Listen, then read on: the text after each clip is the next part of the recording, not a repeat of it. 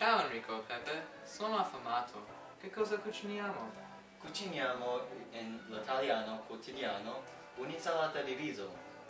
Non so come cucinarla, ma in effetti la facciamo con la ricotta in Lombardia e Veneto.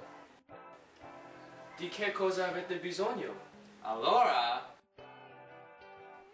prima avete bisogno del riso, delle olive, ho anche portato del tonno, devi mangiarlo, dell'olio di oliva, del pomodori, del mais, dell'aglio, dei funghi e del prosciutto.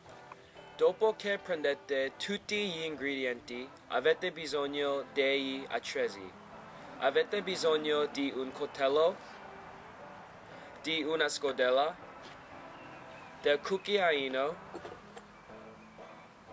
dei piatti e qualche volta avete bisogno di un tovagliolo. Andiamo presto! Adesso dovete tagliare il prosciutto, le olive, l'aglio, i funghi e i pomodori in pezzi piccoli. Non vi tagliate. Poi dovete cuocere bene. Poi dovete mescolare tutti gli ingredienti insieme.